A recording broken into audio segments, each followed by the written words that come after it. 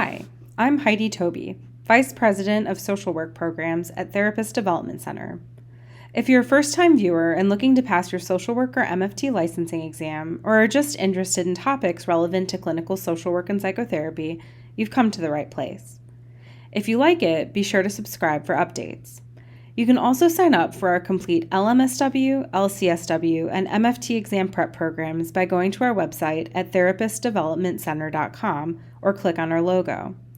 On our website, you'll also find a library of ACE-approved continuing education courses to support your license renewal. ASWB Exam Prep, Ethics and Discipline. As I coach our LMSW and LCSW customers, the question of the why, the purpose of the test, sometimes comes up. Ultimately, the ASWB exists for the purpose of public safety. The ASWB exists to be a gatekeeper to the profession, ensuring licensed social workers are able to practice safely and ethically. So many of the exam questions fall under safety and ethics. So what happens when a social worker acts in a manner that is unsafe or that goes against the code of ethics? A good first step if we have a concern about a colleague's behavior is to speak to them directly. Even in a situation where we feel we'll need to take further action, such as speaking to a supervisor, reporting to the state board, etc., we want to start by talking to our colleague directly. There are a few exceptions to this. The first is mandated reporting. Mandated reporting takes precedence over going to our colleagues first.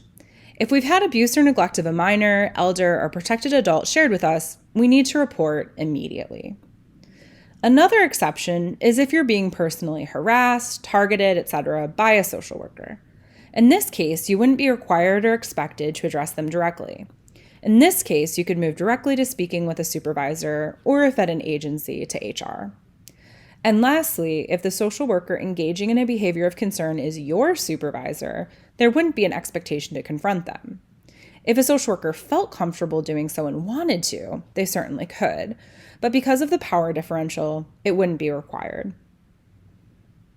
ASWB Ethics and Discipline Practice Question.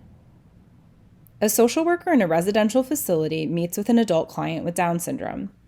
The client shares that when she met with her psychiatrist last week, he told her she looked pretty and touched her breasts.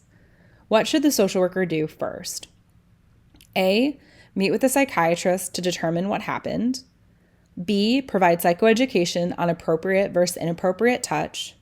C. Make a mandated report to Adult Protective Services. D. Report the psychiatrist to their medical board. The correct answer is C. Make a mandated report to Adult Protective Services. This falls under reportable abuse or neglect, and the exam wants to make certain that you know to take this as seriously as any other disclosure. You do not want to dismiss a client's report due to having Down syndrome or any other intellectual developmental disorder. A is incorrect because we don't go to the suspected abuser when someone shares something reportable. B is incorrect because there's no reason a psychiatrist should touch a client's breasts. D is something we may do, but it wouldn't come before making the mandated report. Thanks so much for listening. Remember, if you're studying for your exam and looking for the best LMSW, LCSW, or MFT exam prep program, please visit our website at therapistdevelopmentcenter.com to sign up.